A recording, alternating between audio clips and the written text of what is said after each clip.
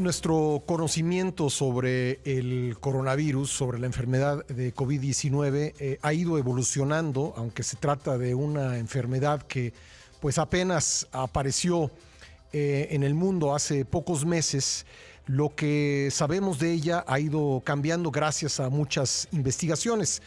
Por ejemplo, al principio de esta pandemia nos cuidábamos mucho de qué superficies tocábamos y luego nos cuidábamos de llevarnos la mano al rostro. Se pensaba que esta era la principal vía de transmisión.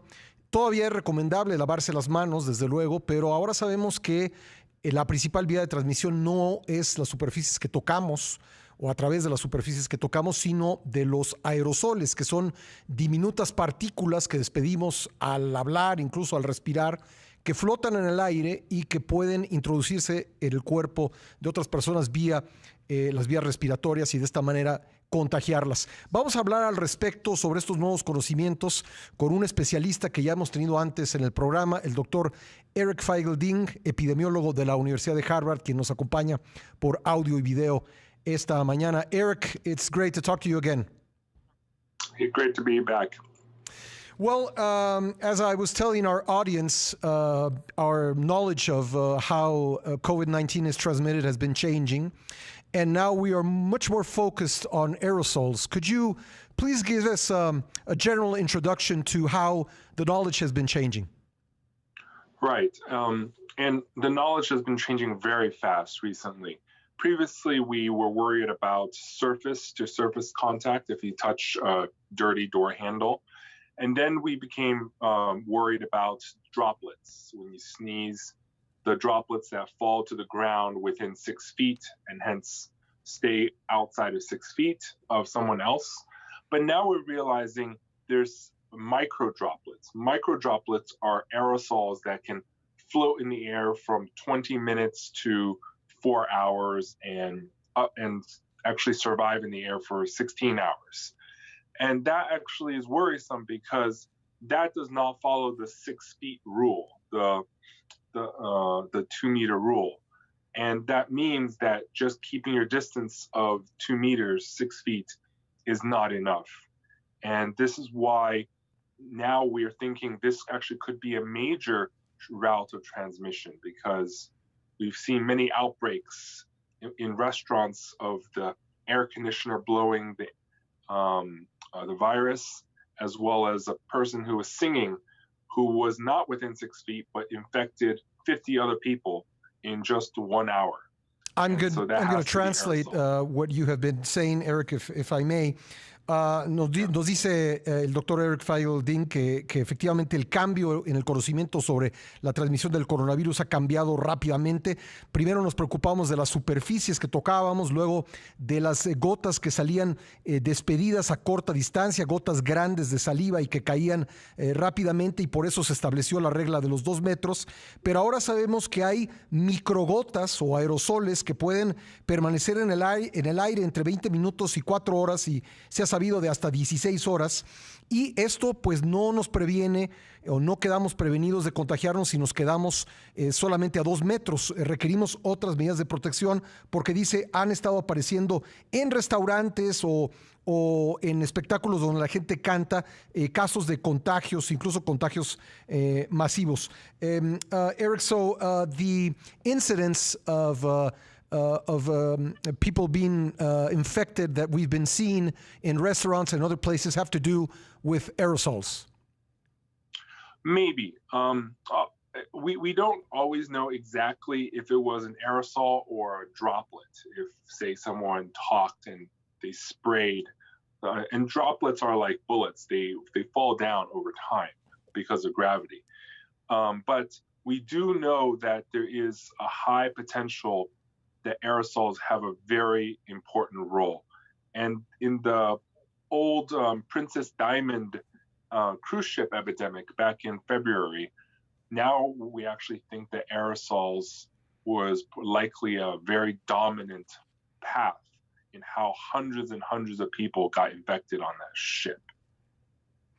Bueno, nos dice la diferencia entre las gotas y los aerosoles es que las gotas por su peso, su tamaño, caen rápidamente a una distancia pues de no más de 2 metros y en cambio estos aerosoles hemos ido cobrando conciencia que pueden flotar en el ambiente y ahora se sabe que un incidente importante a bordo del crucero Diamond Princess, el vehículo dominante de contaminación fueron justamente los aerosoles. Eric, how could we define aerosols? What size are they? Could we compare it, let's say, to hairspray? So hairspray droplets are the large droplets. When you clean your window with some spray, that's what a regular droplet. A micro droplet, think of it like a mist in something that humidifies your room. You know those machines that put more humidity in the room, like a misting machine. That is more what aerosol is, like a fog machine. And smoking is the smoke that you smell is also an aerosol. The barbecue cooked meat that you smell is also an aerosol. So if you can smell cigarettes from somewhere, that's basically how an aerosol will travel as a virus particle as well. Nos dice que pues las gotículas son, digamos, parecidas a cuando limpiamos una ventana con nuestros productos que se utilizan para limpiar vidrio, digamos un atomizador, pero que el tamaño de estas micropartículas o aerosoles se parece mucho al humo del cigarro o al humo que se produce cuando hacemos una carne asada. Es decir, si podemos oler ese humo pero no verlo, estamos hablando justamente de este tipo de micropartículas, o habla él también de estas máquinas humidificadoras que producen una especie de neblina. Ese es el tamaño, es decir, es invisible al ojo humano. I was telling the audience these micro droplets are of course invisible to the human eye. Yeah, that's true. You normally can't see it. It's not like fog in a nightclub where you can see the fog machine making the fog. Normally you cannot see it. But just imagine if someone was smoking indoors, the whole house, the whole restaurant can smell the smoke, right? And similarly, the aerosol can go around the entire restaurant. You can't see it though, and you can't smell it like cigarettes, but it travels, and that is why it is so dangerous, because it hangs in the air. So a key thing is we need to ventilate. Ventilate indoor buildings is so important. There's also, you can use filters and UV, but the most simple thing is ventilate with a draft, so the air can always get fresh air from the outside. Nos dice el doctor Eric Feigelding que lo que sucede en un lugar cerrado donde podemos oler el humo del cigarrillo cuando la gente fuma, pues este olor pues puede llegar a varios metros, y esa es la distancia que puede ser transportado estas micropartículas. Entonces dice, la clave es ventilar. Se pueden usar filtros, por supuesto, filtros de aire, pero lo mejor es abrir ventanas, abrir puertas y ventilar los lugares. That means, Dr. Feigelding, that the architecture of places like restaurants or offices will have to change over time to allow this kind of natural ventilation. Yeah, absolutely. And many buildings, older buildings, are not built like this. Many older buildings have interior rooms without any windows whatsoever, and that is very dangerous. Which, in the very least, you need to keep your windows open to always get fresh air, and preferably with two entries, either one window here or one doorway here, to make sure there's always a constant airflow. And the WHO was petitioned by 230 aerosol scientists demanding that they acknowledge it, and the WHO now acknowledges it as an important potential route. So we have to take this very seriously, and we have to realize that eating indoors, drinking in bars is very dangerous, because those are the things that you do without a mask. You can't do it with a mask.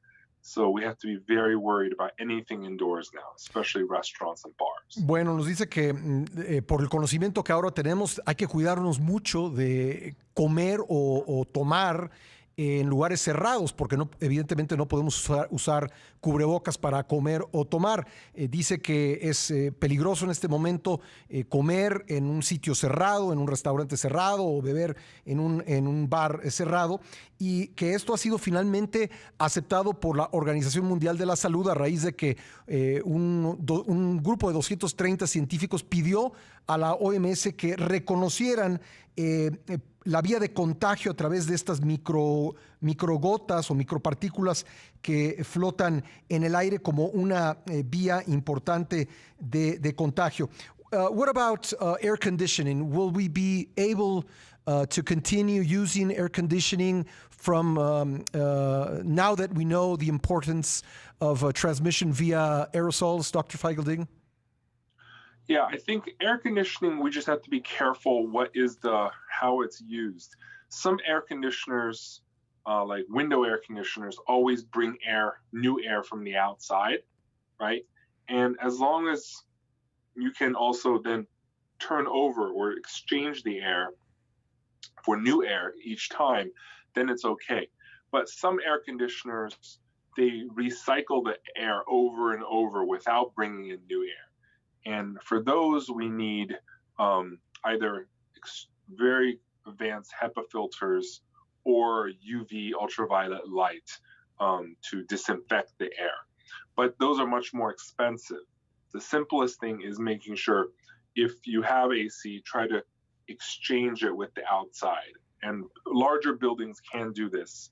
The building manager should be able to do that.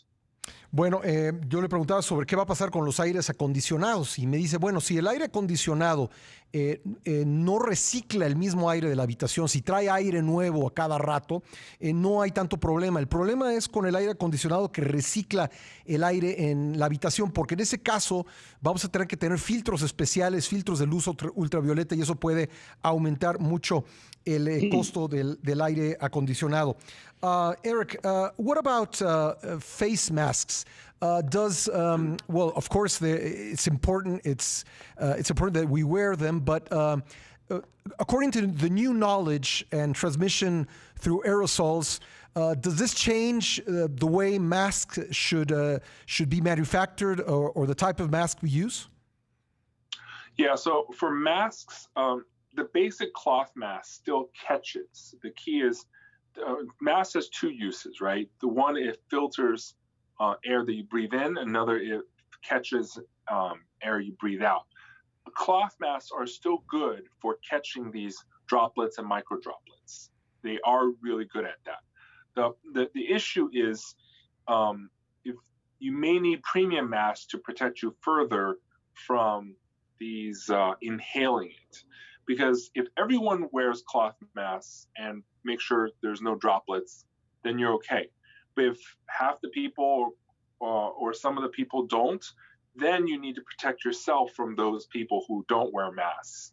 And that is why it's so important to potentially use more premium masks like surgical masks or N95. And there's a cheaper version of N95 called KN95. But again, they do cost a little bit more than a cloth mask, but they are useful. And finally, the distancing, the 6 feet isn't enough, right? You always have to wear a mask. Yes, the distancing protects you from the large droplets. Mm-hmm. So I won't say it's not useful. It's useful to some degree, but it doesn't protect you from the aerosols. And I think the other thing is if you're outside, then there's always a lot of air exchange with a big gust of wind. So I think the aerosol is much more of an indoor problem. Outdoors, still keep 6 feet, but I wouldn't worry about aerosols outside. It's really much an indoor problem in buildings and work, schools, and restaurants. Eric, it was so nice to talk to you again. Thank you very much for accepting this interview. Thank you. Stay safe. Bueno, pues ahí está el doctor Eric Feigl-Ding. Voy a traducir algunas partes de lo que nos dijo al final. Le preguntaba yo si con lo que sabemos de los aerosoles debemos cambiar el tipo de mascarilla o de cubrebocas que usamos. Me dice, no, los de tela todavía son buenos para evitar que salgan estas partículas, pero quizá para evitar contagiarse uno, si tengamos que pensar en un tipo de mascarilla N95 o KN95, que es una versión más económica de esto. Dice, yo no me preocuparía tanto de los aerosoles en lugares abiertos, me preocuparía sobre todo en lugares cerrados, y la distancia de 2 metros es útil, pero no suficiente. Lo protege a uno de las gotas grandes, pero no lo protege a uno de los aerosoles. Y dice, le pregunté y me dijo, siempre en el interior, aunque guarde uno distancia, siempre uno debe usar el cubrebocas. Es la opinión de un especialista, del epidemiólogo de la Universidad de Harvard, Eric Feigl-Ding, quien nuevamente estuvo con nosotros en el programa.